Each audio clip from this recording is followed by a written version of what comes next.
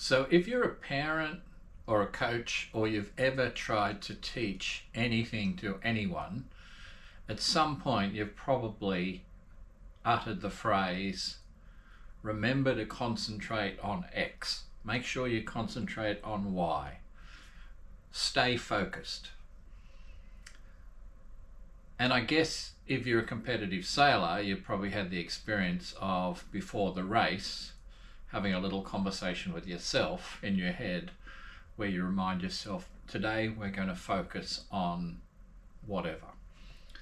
Like last week I overlaid the top mark twice, so this week I'm really going to focus on the ley line. I'm going to nail the ley line. The argument I'm going to make today is flawed thinking. We have very limited bandwidth. We have very limited conscious bandwidth available to us to think about what we're doing, which is why throughout this presentation I'll be looking down at my notes from time to time.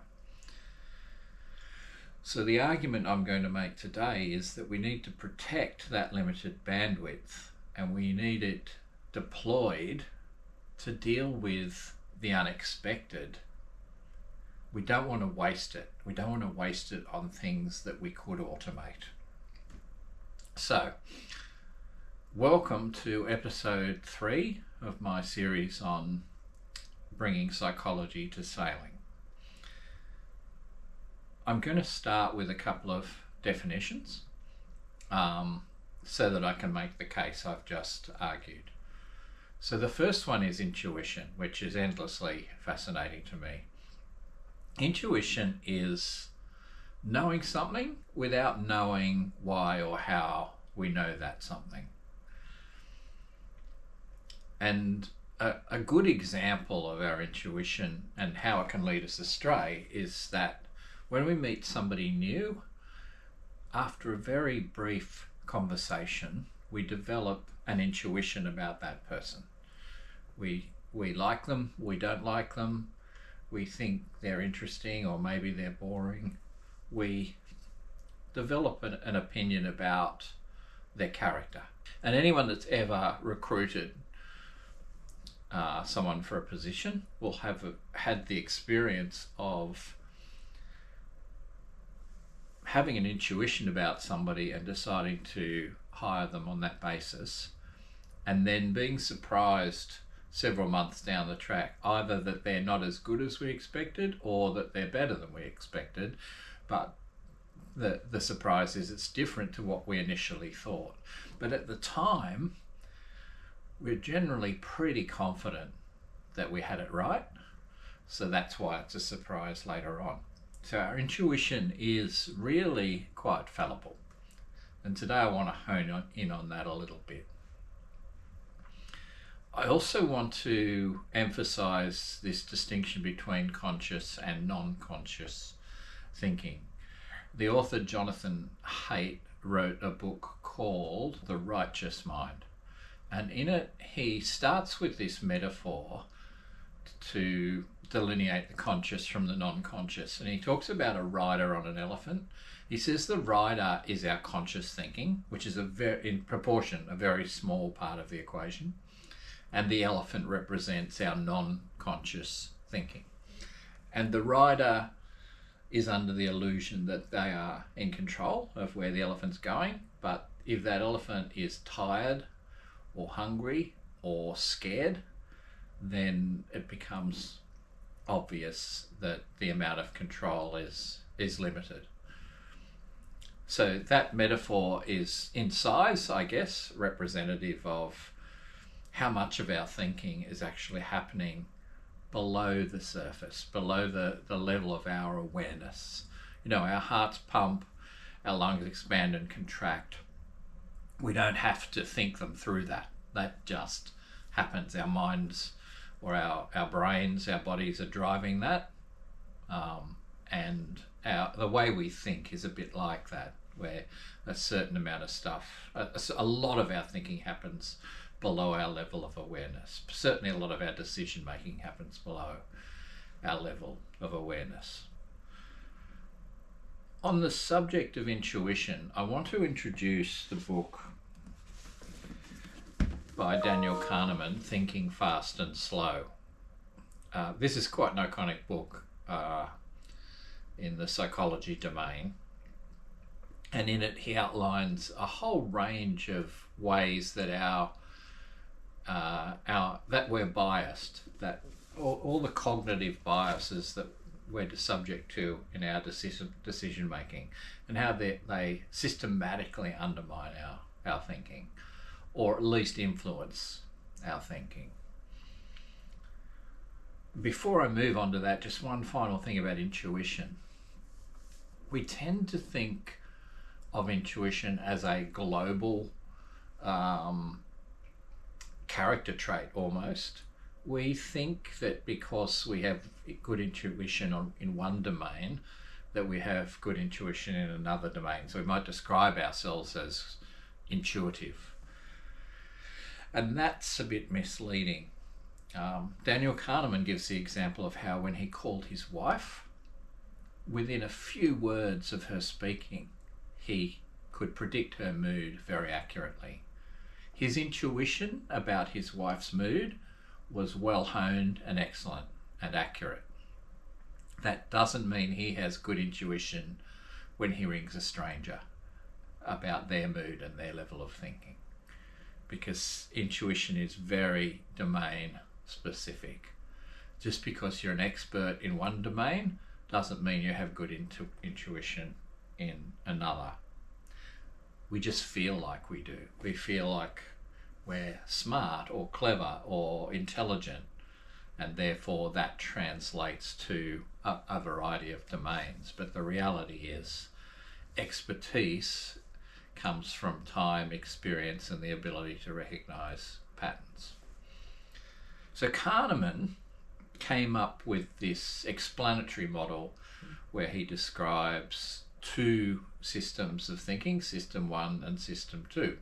System 1 is fast, it is intuitive, it is non-conscious, and it is effortless. It happens easily, and that's the way we prefer to think and make decisions. System 2 is deliberative, it is effortful, it is time consuming, and you know you're in system 2 when it feels like hard work. System 2 takes a lot of cognitive load, and it can be quite exhausting. So the example that Kahneman gives is, if I say to you, what is 2 plus 2? The answer pops into your head without any effort. You know the answer. In fact, I defy you not to think of the answer. But if I said, what is 13 times 17? If you want to make that calculation, it takes a lot of effort. You have to take a bit of time, you have to apply mathematical rules, and you have to check and recheck them. It takes a bit of time. And in fact, because we prefer system 1, most of you listening to this won't even bother working out 13 times 17. I certainly haven't, because what's the return? Now, if you were in a maths class and the teacher posed that question, you might race to do the calculation because you want to impress your classmates or your teacher. But for the most part, we want to know, why do you want to know that before we put the effort in? And in this case, you certainly don't need the answer, because I'm just using it to illustrate this difference between system 1 and system 2.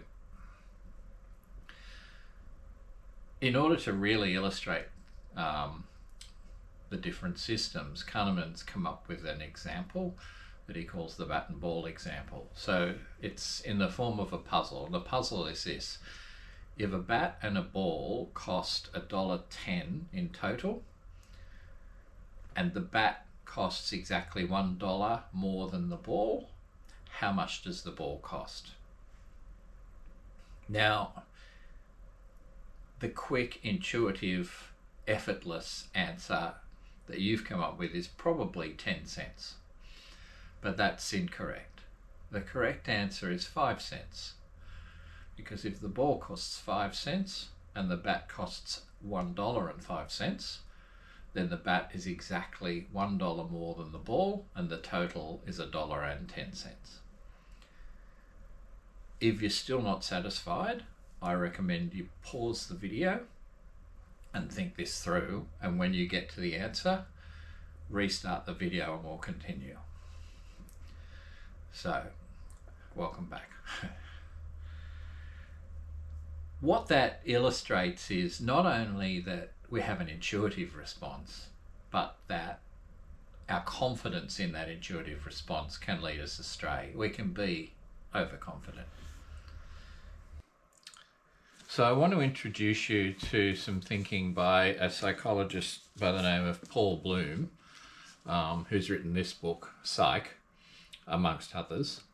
And what he argues is that, as I've been saying, he makes the point that we have limited bandwidth for our thinking and our decision making in real time, in the conscious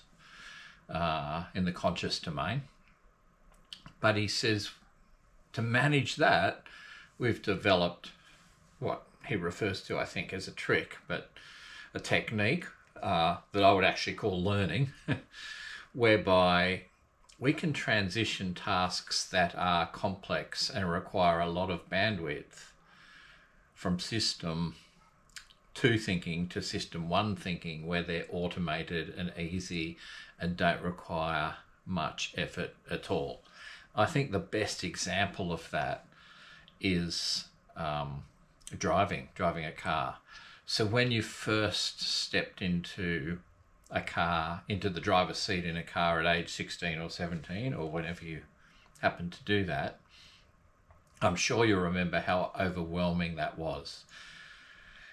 It occupies your full attention. Your full bandwidth is devoted to steering, using the accelerator, using the brake, indicating when turning, learning how to change lanes and to look over your shoulder first without turning the wheel, using the indicator and timing that maneuver.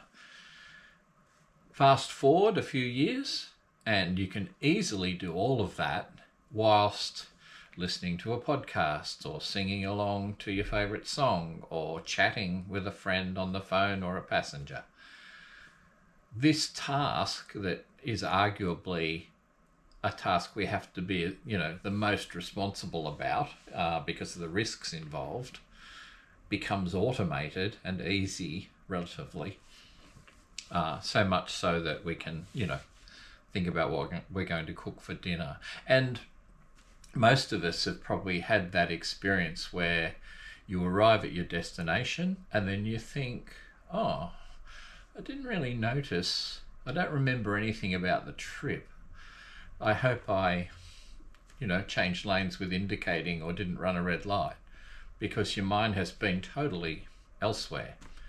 You're not being irresponsible. You've automated that skill, the driving skill. So you can't just transition a skill from system 2 to system 1 by willpower alone.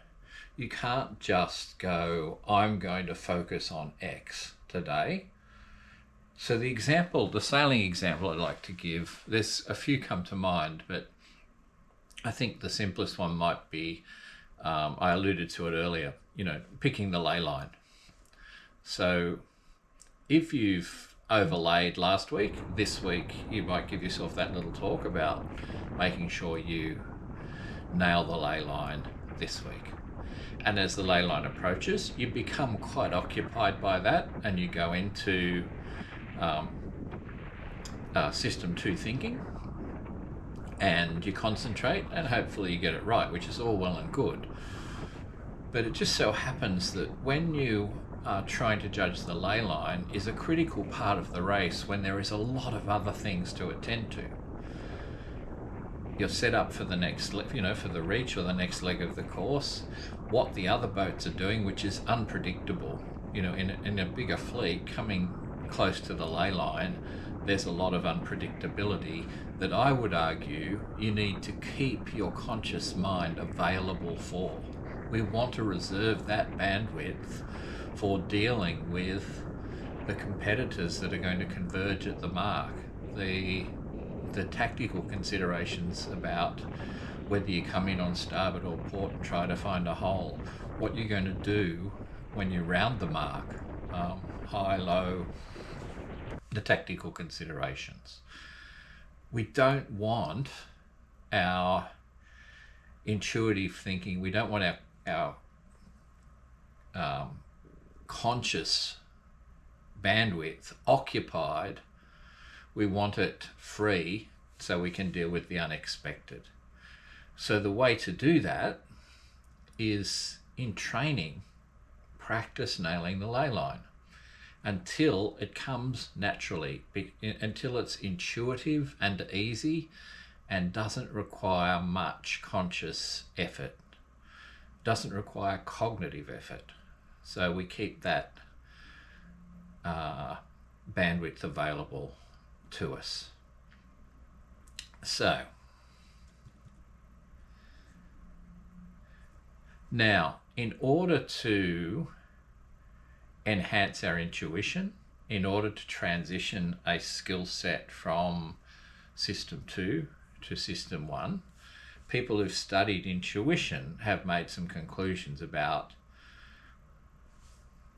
what characteristics of our intuition assist us to do that. So the two conditions that need to exist if we want to become intuitive about a particular skill is that first there needs to be recognizable patterns. Now the ley line is a great example of a recognizable pattern. The pattern will be to do with wind strength, the type of boat you're sailing, the speed you're going, the conditions, but there are patterns. So the patterns are learnable. The second thing that needs to be available to you if you want to improve your intuition is you need to get reliable and accurate feedback. Now the ley line task is a great example of that because the feedback becomes very obvious as you approach the mark. You've either overlaid or you've underlaid, and both cause disadvantage. Both would cause you to lose ground if you get it wrong. So the feedback in training and on race day is readily available. So this is a task that really lends itself to automation, to what we call automaticity, so that we can free up that bandwidth. So, in conclusion, let me finish where I began.